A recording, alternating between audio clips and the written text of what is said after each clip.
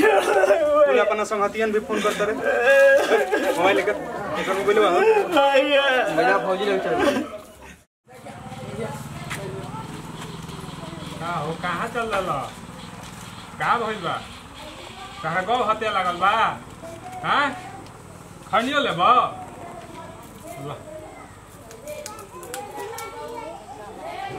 पैसा नहीं खेला खैनी ला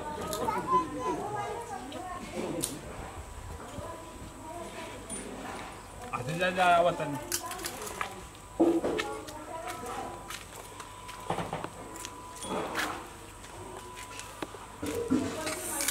500 हो सके काम हो जी तो सब दुख है बिसर जी। चलो आगे देखते हैं। ए बाबूजी बैंक ना खुला हो वो बैंक का बोल रहा हो चट के प्लस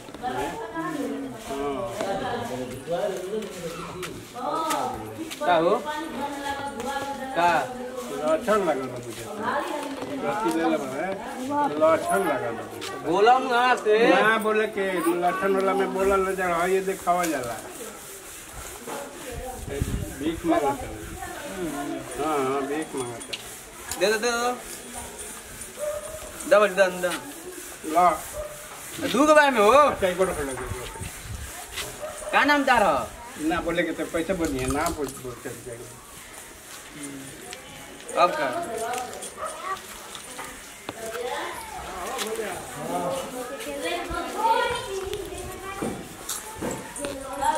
कहाँ घर वही कैसे जाना चाहे दूसरा करो आता चौक लगा था बाबूजी हाँ चौक लगता है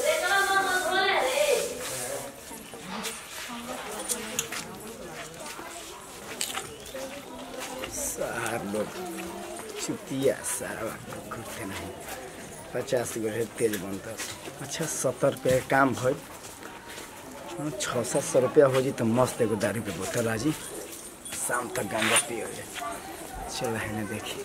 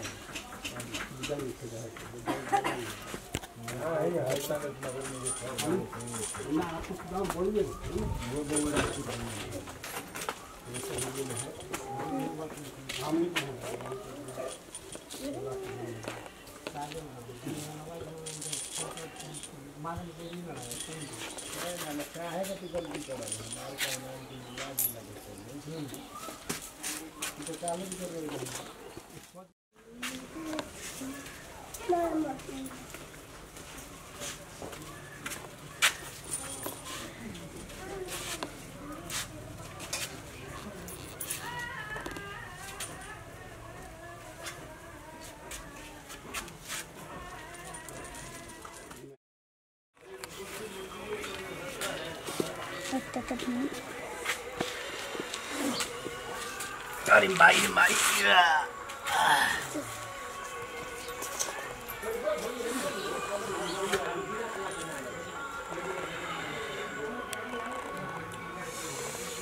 आधा गांव और पहुंच गई बा कोई देखे नहीं। जय हो भोलेनाथ बम बम भोले।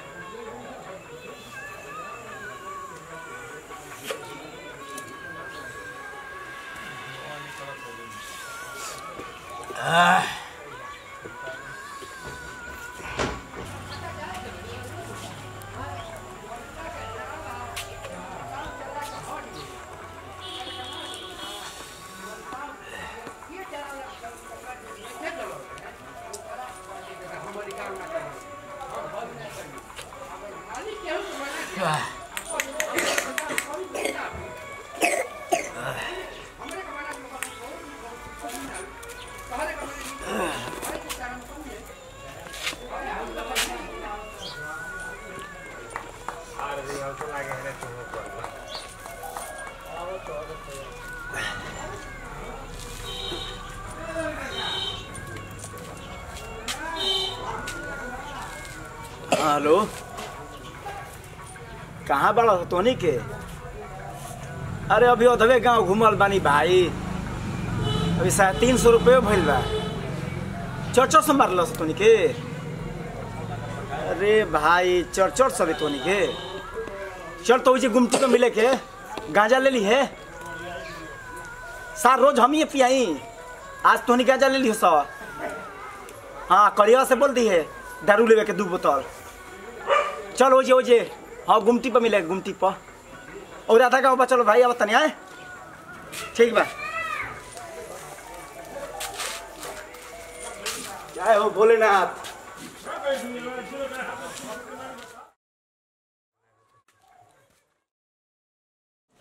विकास विकास रे फोन क्या करता रे?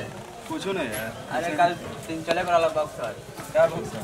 अरे तो कुछ सामान खरीद के लाया करो तो मोटरसाइकिल बकरे ना आ पाई नो। चल चल चल क्या दिक्कत है? और कहाँ चाची चाची अरे क्या हो पिलाई बू? हां बाबू क्या करता रू? अरे आओ ए माई कुछ ले ले भाई, क्या तो मांगे आइल बने रे।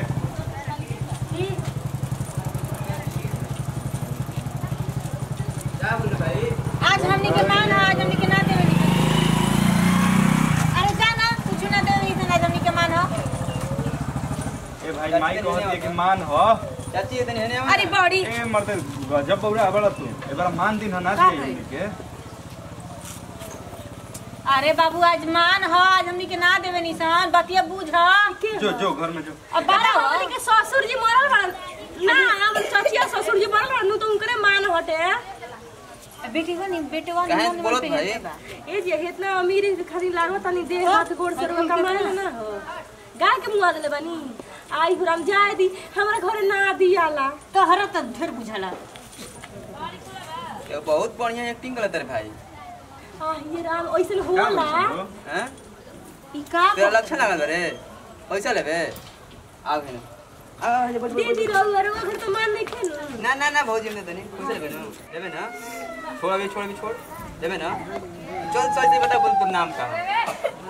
अरे बबुआ काहे का झमेला पल्ले बड़े दे ना दे। चाची रुका ना तू रुका। ना बोल पहिन बाबू। भौजी रुका तू। का नाम है यार तोर? बोल दे दे भाई। अरे तो बोल तो मत बोले में क्या लगा? दे दे हां। बे मरते बोला।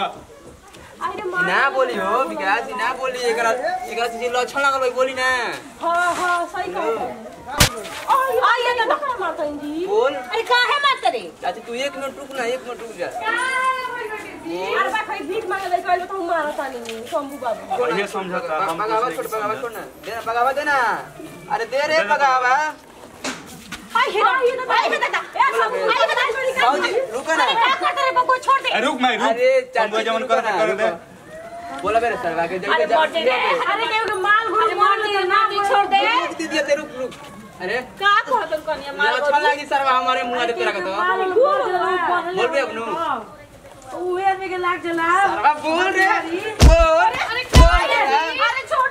छोड़ दे रुक चाची ना रे चाची। बोल साला बोल कैसन आटी के बनल बाड़े। बोल। अरे आटी के ना माटी के होला। के माल बकरी बोला बकरी बहुत यार लगेला। लेकिन एकरा हम बोलबाई दे करा के ए काहे जबरदस्ती। भौजी तू रुक ना बोल रे सरवा बोल। अरे छोड़ दे। चाची बोला। सारा कमी ना हमारो घरे कोई रहला। बाबू से हमारा 50 रुपया दे के आइल था। छोड़ दो ना भैया, हम ना अच्छा तो हम हुई ये कुल नौटंकी हां। अजान दे क्या करत नौटंकी करता। ई मंदिरवा पसड़ा अपन दोस्तन से बतियावत रहल है कि ते कितना कमाइले गांजा पियत रहल है बैठ। आई हमारा से एकरा पूछते ना गोनिया के तोर का नाम है तो ना बतैला से कुछ ना बोला तो कहता भैया लक्षण ना। छोटे बाल बच्चे बहुत है भैया, ओकनी का दिमाग में भैया। और छोटे लड़का पैका कमाई कर दे जाना रहे के लड़का बहुत मेहरारू वैसे हमार कमाई तो पैसा ना मिली। हम मेहरारू के लाख में मर ले वो गति कमा ले भैया। बांध दे रे बांध दे मेहरारू के चलो ले भैया, ई सब मत कहिए भैया। भैया रे मोरा बोलते चाची तरह गुड़ा ना भैया तो के ठंडा हो गइल बा। भैया भौजी ने बचा दे हम मेहरारू के लाख में मर ले कौन के लोग गति मेहरारू के जे बोला लेवा तनी हम मेहरारू के टीवी भइल बा। आई हे दादा भी तेरा को मर हमें आलू के बहुत प्रॉब्लम है भैया की क्या करते हैं मोबाइल लगा यो बेच के तो दवाई ना करे बेटा बाप रे भाई बढ़िया मोबाइल बाजी बहुत अच्छा कम से कम 10,000 से कम आई हो माई भैया हमारा बेटा के सास बोलो भैया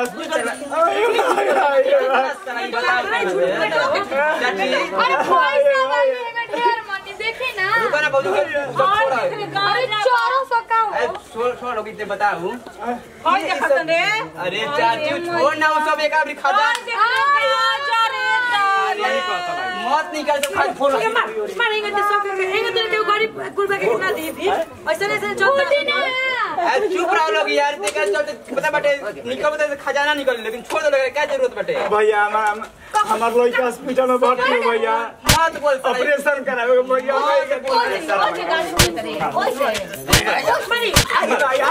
ऐसा के मारे कोई की बात बताऊं कि ये सब गंदगी फैलावत है समाज में अगर चोरा जगह पर कोई रियल में ऐसा इंसान आवता है जेकर तब मेहरारू की तबीयत खराब हो को लड़का का तबीयत खराब हां जेकरा दिक्कत हो तो ओकरा पे विश्वास कर दी विश्वास नहीं करी ओकर का होई रे ऐसा नहीं लोग के मारे गरीब तोरे लेखा लोग समाज के बर्बाद करता है मार दे ये पचड़वा का हो करे तोरे लेखा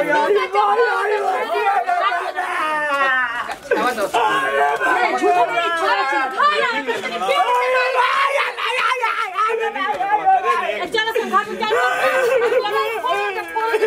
मोबाइल का के खोल रे डाले भैया कोई मत में बैठा के रख चल बाप रे तो रोज रोज एकनी के डरामा बना के ले बड़ा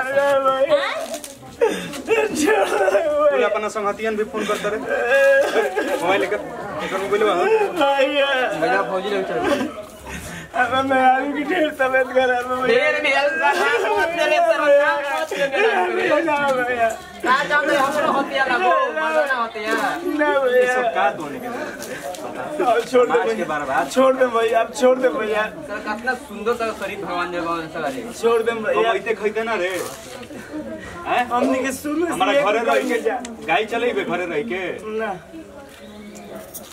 ना कहता साले ये कुल काम करता रह छोड़ दे भैया हम चल शुरू से कर ले हां हमरे के कर बाप दादा सब को ये कुल काम करेला सर भाई खानदान है दिख मांगा रे यार हमने की ये कुल भैया कर करा के ले चल खूंटा पे बांध जे भैंस खियाई सब कुछ करे ए ढेरे मारन लोग छोड़ा कुछ खिया दे पैसे पागल बंगा हमारा खोल समुद्र खोल चल लोग खिया खा के लिए हो देख हां चल एबर हमारा दुआर पर आओ माल गोरु सब खियाई हां करबा तो तारा के नीमन 3 खोल के खाना मिली हम मेहरारू की लड़का पास तोर मेहरारू के बात सुनो तोर मेहरारू ले जाके हम अपना घर ठीक बेटे ओनी के हमारा घर अरे वो राखो बिया ना करब हमारे घर रहियो सब अरे काम न समझियो सब का के तोरा हां खइयो त सब आराम से लेकिन ई ध्यान दस चले करब ना भैया हम ना करो भैया चल खाना खो चल